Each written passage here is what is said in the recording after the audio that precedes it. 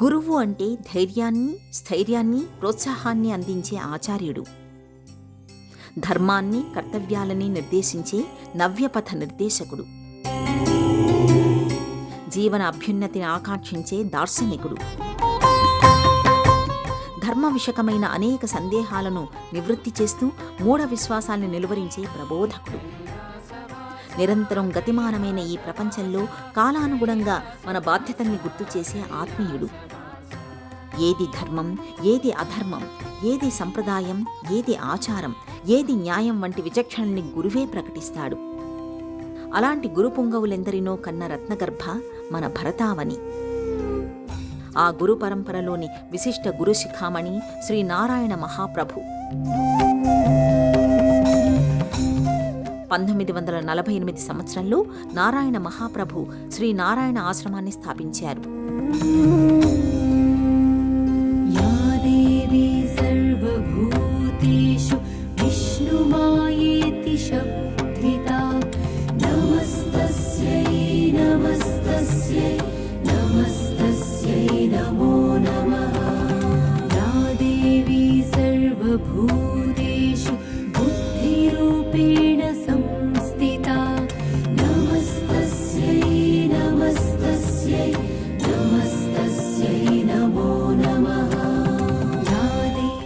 ఉత్తరప్రదేశ్లోని ప్రయాగ్రాజ్లో శివకుటిలో తేలియార్ గంజ్లో ఈ ఆశ్రమం నెలకొని ఉంది.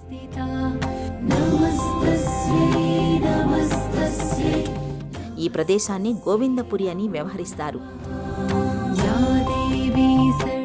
సత్యం, సనాతన ధర్మం ఈ రెండు అంశాలను ఈ ఆశ్రమం విశేషంగా ప్రచారం చేస్తోంది.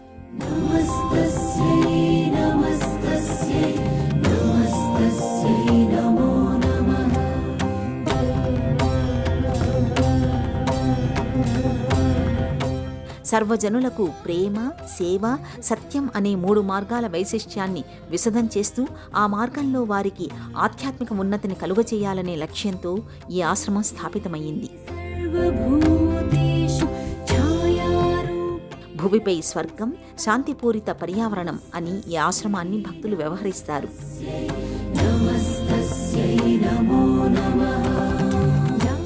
ప్రయాగరాజ్ త్రివేణి సంగమ తీరంలో నెలకొన్న ఈ ఆశ్రమ వాతావరణం ఎంతో ప్రశాంతంగా ఆకట్టుకుంటుంది.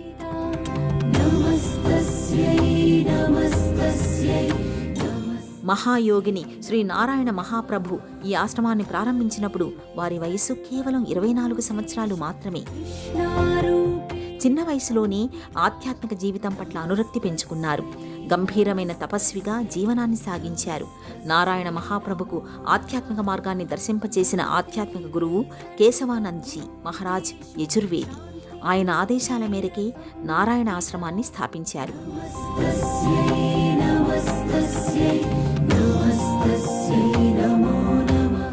నారాయణ ప్రభును మహామాయ నారాయణ ప్రభు అని వ్యవహరిస్తారు. నేపాల్ సరిహద్దుల్లోని హిమాలయ ప్రాంతంలోని మోంగా గ్రామంలో ఆమె జన్మించారు. ఆమె తండ్రి పేరు భక్త బహదూర్ థాపా. వారు క్షత్రియులైనా సరే సంప్రదాయపూర్వకమైన అగ్నిహోత్ర బ్రాహ్మణుల వలె సదాచారాల్ని, ఆచార వ్యవహారాల్ని కొనసాగించారు. డార్జిలింగ్ నుంచి మోంగా గ్రామానికి తరలివచ్చి అక్కడే స్థిరపడ్డారు. ఆమె తన మాతృమూర్తి గర్భంలో 10 నెలల పాటు ఉన్నారు.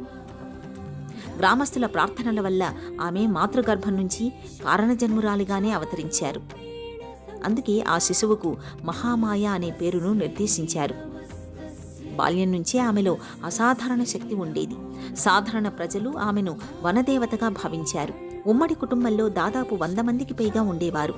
ఆ కుటుంబానికి మహామాయ గారాల పట్టి. అందరూ ఆమెను ఎంతో ప్రేమగా, అభిమానంగా చూసేవారు. బాల్యంలోనే ఎంతో మేధస్సును ప్రదర్శించేవారు మహామాయ. ఆమె ఆకర్షణీయమైన తేజస్సుకు అందరూ ముగ్ధులయ్యేవారు. 11 సంవత్సరాలు అవిచ్ఛిన్నమైన మౌనం పాటించారు. 22 సంవత్సరాల పాటు కేవలం ఆవుపాలు మాత్రమే ఆహారంగా స్వీకరించి కఠోర దీక్ష చేశారు. 1976 సంవత్సరం ఏప్రిల్ 1వ తేదీన మహామాయ శ్రీ నారాయణ ప్రభు చైతన్య సమాధి చెందారు. అవిచ్ఛిన్న రూపంలో ప్రపంచమంతా వ్యాపించారు. ఆ తరువాత శ్రీ నిర్మల్ నారాయణ్జీ మహారాజ్ శ్రీ నారాయణ ఆశ్రమ బాధ్యతల్ని స్వీకరించారు. వారి తదనంతరం శ్రీ స్వామి జమునాజీ ఈ ఆశ్రమానికి పీఠాధిపత్యం వహించారు. 2007 సంవత్సరం జూలై 6వ తేదీన శ్రీ స్వామి గిరిధారీజీ ఆశ్రమ నిర్వహణ బాధ్యతల్ని చేపట్టారు. వీరినే గిరిధారి నారాయణ్ మహారాజ్ అంటారు. గిరిధార్జీ తీర్థరాజ్ ప్రయాగ్రాజ్లో 1936 సంవత్సరంలో జన్మించారు. పండిట్ మదన్ మోహన్ మాలవ్య వారసత్వం వీరిది. ఆయన తల్లిదండ్రులు శ్రీ చంద్రనాథ్ మాలవ్య, సరస్వతి మాలవ్య. నిస్వార్థ కర్మయోగి వలె గురు పరంపరను అనుసరిస్తూ శ్రీ నారాయణ ప్రభు ఆశ్రమ వైభవాన్ని పతాక స్థాయికి తీసుకువెళ్లారు. నిర్మల్ నారాయణ్జీ మహారాజు నుంచి ఆశ్రమ బాధ్యతల్ని స్వీకరించి తనదైన శైలిలో సేవ, విద్య, ఆధ్యాత్మిక, ధార్మిక కార్యక్రమాలను కొనసాగిస్తున్నారు.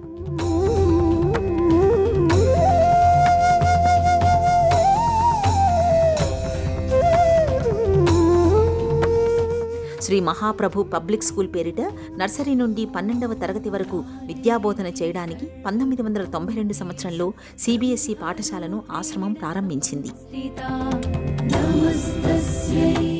నారాయణ మహాప్రభు చారిటబుల్ సొసైటీ ఆధ్వర్యంలో ఈ పాఠశాల కొనసాగుతోంది. అస్థిర, సంఘర్షణ రహిత, ఉదాత్త ఆధ్యాత్మిక విలువలు, సత్యం, ధర్మం, శాంతి, ప్రేమ, అహింస వంటి సూత్రాలకు అనుగుణంగా విద్యను ఈ పాఠశాల అందిస్తోంది. ఆటల రూపంలో వినోదకరమైన రీతిలో ఇక్కడ పిల్లలకు ప్రాథమిక విద్య నేర్పిస్తారు.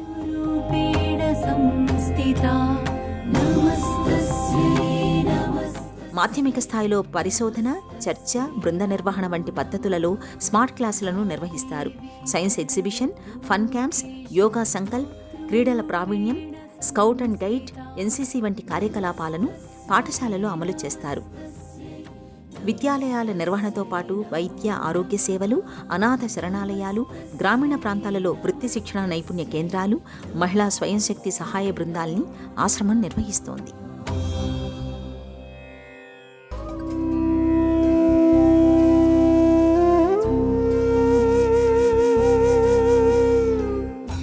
నారాయణ ఆశ్రమ ప్రధాన కేంద్రం ప్రయాగ్రాజ్ కాగా, బీహార్లోని డెహారాలో, ఉత్తరప్రదేశ్లోని హరిద్వార్లో, లక్నోలో, పశ్చిమ బెంగాల్లోని కోల్కతాలో, నేపాల్లోని విరాట్ నగర్లో ఈ ఆశ్రమానికి ఉపశాఖలు ఉన్నాయి.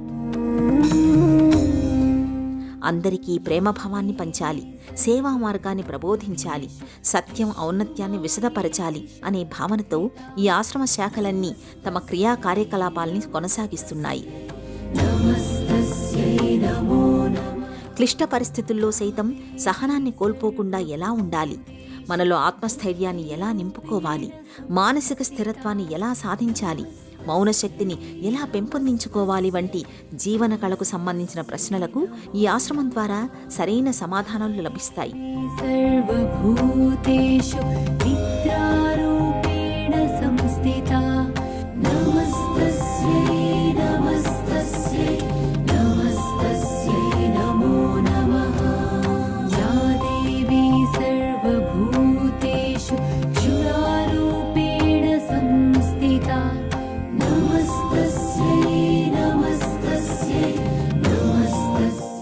భారతీయ సనాతన సంస్కృతి సంప్రదాయాలను ఆచరించడం ద్వారా మన ఘన వారసత్వాన్ని అందరికీ పరిచయం చేయాలనేది ఈ ఆశ్రమ ప్రధాన ఉద్దేశం. అలాగే భారత, భాగవత, రామాయణ గ్రంథాలు, ఇతర ప్రాచీన గ్రంథాల సారాంశాన్ని జీవన విధానానికి ఎలా సమన్వయం చేసుకోవాలో ఆశ్రమంలోని సత్సంగాల ద్వారా వివరిస్తారు. మానసిక శాంతి కోసం ప్రత్యేక సాధనా కార్యక్రమాలు, భజనలు, సంకీర్తనలు, భగవద్గీత, ఉపనిషత్తుల సెషన్లు, స్వాధ్యాయ పాత్ర, కథా ఉత్సవాలు, సత్సంగాలు, ప్రవచనాలు, గోష్ఠుల్ని ఈ ఆశ్రమం నిర్వహిస్తోంది.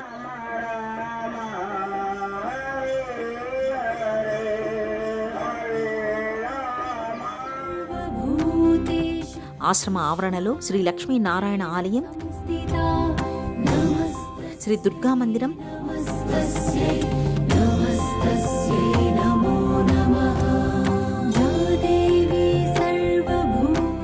హనుమాన్జీ మందిరం,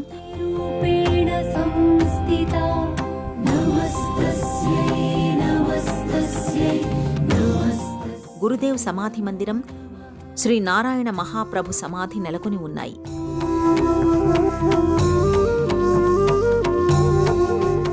ఈ ఆశ్రమలోగిలి అపురూప కట్టడాలు, భవనాలు, మందిరాలు, ఆలయాలతో ఎంతో ప్రశాంతమైన వాతావరణాన్ని ఆవిష్కరిస్తుంది.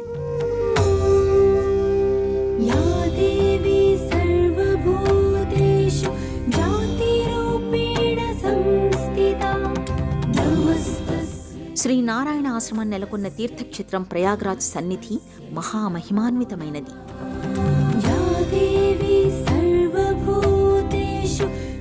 గంగా, యమున, సరస్వతీ నదుల పవిత్ర నెలవుగా త్రివేణి సంగమ స్థలంలో ఈ ప్రదేశానికి ఎంతో ప్రఖ్యాతి ఉంది. వేదకాలంలో ఈ నగరాన్ని కోశాంబిగా వ్యవహరించారు. గతంలో దీనిని అలహాబాద్గా పేర్కొనేవారు. వేదకాలం నుంచి మౌర్య సామ్రాజ్యం చివరి వరకు మన దేశ ఘనమైన నగరాలలో ప్రయాగ్రాజ్ ఒకటి. మొఘల్ సామ్రాజ్య కాలంలో అలహాబాద్ ఒక ప్రాంతీయ రాజధానిగా ఉండేది. అగ్నిపురాణం ప్రకారం ప్రయాగ బ్రహ్మదేవుడి యాగస్థలం. సృష్టి నిర్మాణ దక్షత కోసం బ్రహ్మ ఈ ప్రదేశంలోనే నిరంతరం యాగాన్ని నిర్వహించేవాడు. ప్రకృష్టమైన యాగస్థలి కాబట్టి ఈ సన్నిధి ప్రయాగ అయ్యింది. రామాయణంలో ప్రయాగ ప్రస్తావన ఉంది. భరద్వాజ మహాముని ఆశ్రమంగా ఈ ప్రాంతాన్ని రామాయణంలో అభివర్ణించారు.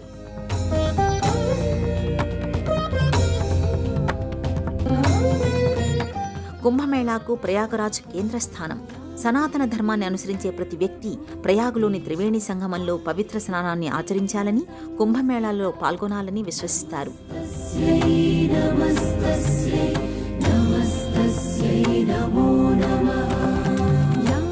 ప్రతి 12 సంవత్సరాలకు మహాకుంభమేళా ప్రయాగలో నిర్వహిస్తారు. ప్రతి 6 సంవత్సరాలకు అర్ధకుంభమేళా కొనసాగుతుంది.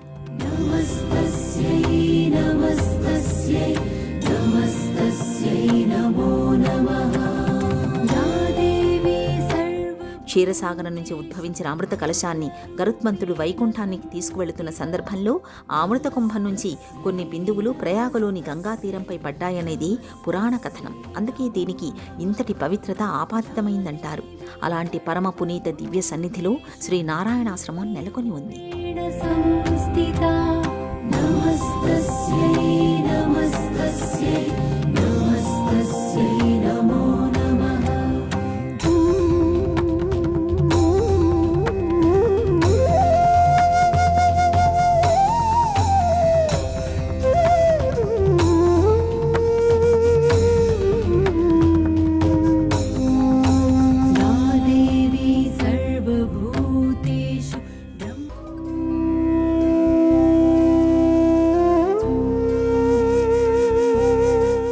శ్రీ నారాయణ మహాప్రభు అందించిన సందేశాలు జీవన పథానికి అభ్యుదయకరంగా ఉంటాయి.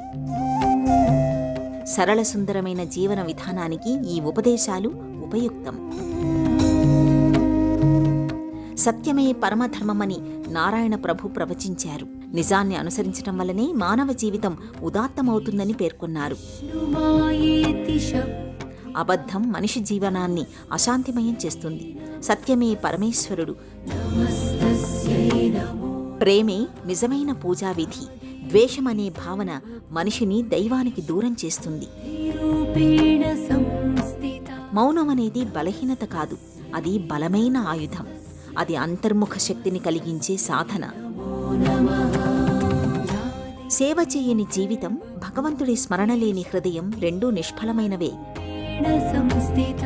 సత్సంగంలో కూర్చోవడం, నామస్మరణ చేయడం సంక్లిష్ట సమయంలో మనకు ధైర్యాన్ని ఇస్తాయి. సరళమైన జీవితమే సుందరమైనది. ఆడంబరాలనేవి అనేక దుఃఖాలకు కారణాలు. ప్రతి జీవిలోనూ నారాయణుణ్ణి దర్శిస్తే అప్పుడిక ఈర్ష్యాద్వేషాలకు తావు ఉండదు. మతం కన్నా, జాతి కన్నా మానవీయత, మనిషితనం అనేవి ముఖ్యమైనవి. ప్రేమ, సేవ, సత్యం ఈ మూడింటిని అనుసరించడం ద్వారా జీవితం పవిత్రమవుతుంది. భగవత్ సన్నిధి లభిస్తుంది. దైవాన్ని ఎక్కడెక్కడో వెతికి నీ సమయాన్ని వృధా చేసుకోవద్దు. దైవం నీలోనే, నీతోనే ఉన్నాడని తెలుసుకో. నిరుపేదలకు, బలహీనులకు చేసే సాయం దైవసేవతో సమానం.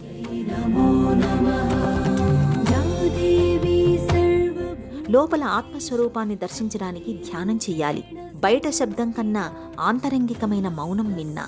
భక్తుల సమూహంలో ఉండటం వల్ల మనసు శుద్ధి అవుతుంది. ఇలా అతి సులభ సాధ్యమైన ఆచరణయోగ్యమైన దివ్య జీవన సందేశాల్ని నారాయణ ప్రభు అనుగ్రహించారు.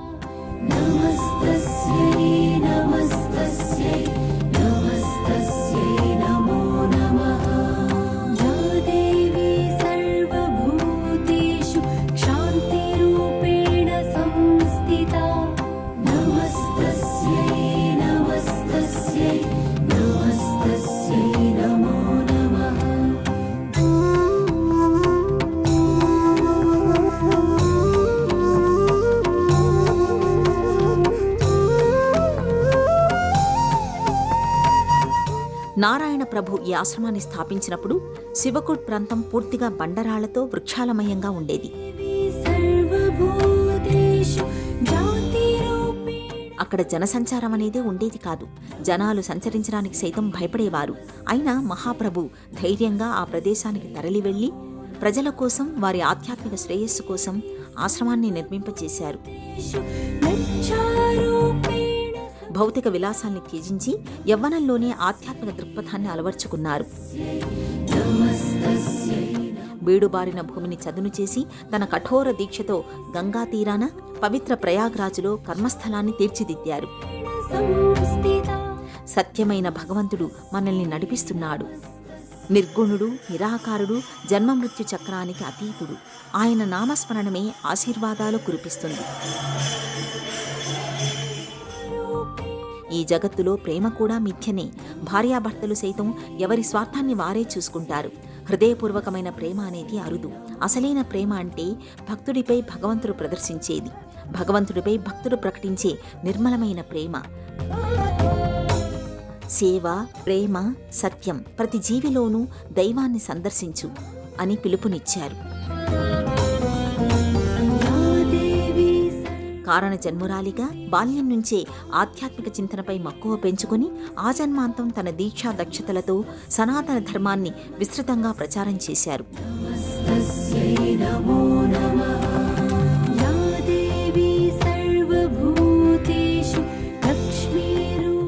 సత్యం ద్వారా ధర్మావిష్కరణ, ధర్మాన్ని అనుసరించడం ద్వారా శాంతి స్థాపన, శాంతిని అవలంబించడం ద్వారా ప్రేమైక జీవన మాధుర్యం సాకారం చేసి తద్వారా అహింస, సౌజన్యపూరితమైన సమసమాజం ఆవిష్కారం కావాలని శ్రీ నారాయణ మహాప్రభు ఆకాంక్షించారు.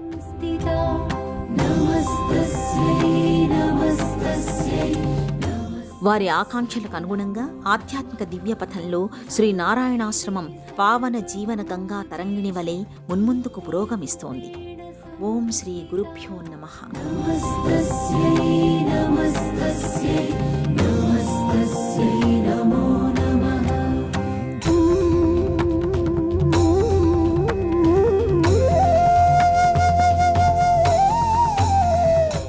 ఈ కార్యక్రమాన్ని తిరిగి చూడాలనుకుంటే www.youtube.com/@ETV Life Spiritual లో చూడవచ్చు.